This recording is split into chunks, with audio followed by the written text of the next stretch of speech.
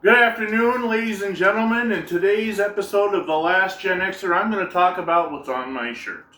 Up, up, down, down, left, right, BA, select, start. Sometimes without the select and start, it is the Konami Code. And for those of us of a certain age, it was the holy grail, especially if you were playing Contra and you wanted to get 30 lives. But I'm only familiar with it from Contra, honestly, but according to Wikipedia, and of course it's on the internet, it's got to be right? It was the original code. The player had to press the following sequence of buttons on the game to enable the cheat or other effects. Up, up, down, down, left, right, BA, and sometimes start and or select is added to the sequence. The code first showed up on Gradius in 1986, a scrolling shooter for the NES, and was popularized among North American players as in the game Contra. That's the game I played, and that's why I knew it growing up as the Contra Code. Now, for those of you who are too young to understand, you might not really get what this did for some of us, to the point where I use it as one of my fantasy football team names. The Contra Code was a lifesaver because Contra is one of the harder games on the early NES.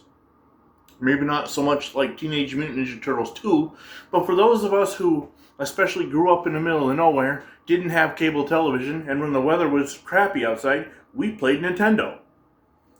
And Contra was one of my favorite games. So having that code allowed us to get further and further in the game before we would die. Because unlike today's video games on your PS5s or your Xbox Plus Ones or whatever they call them, they didn't have automatic save states. Every time you started the game, you would have to start from the very beginning. Now, some games like Super Mario would have warp pipes so you could skip through levels that you didn't want to play.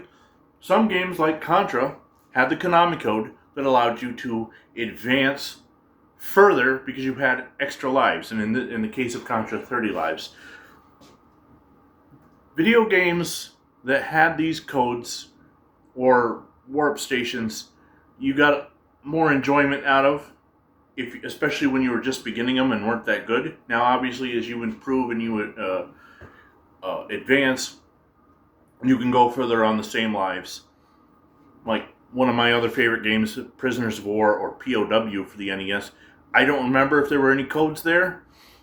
When my buddy and I would first start playing it, we weren't very good and could only get through the first round or second round, but eventually I would beat the game eventually. Tell me what you think in the comments.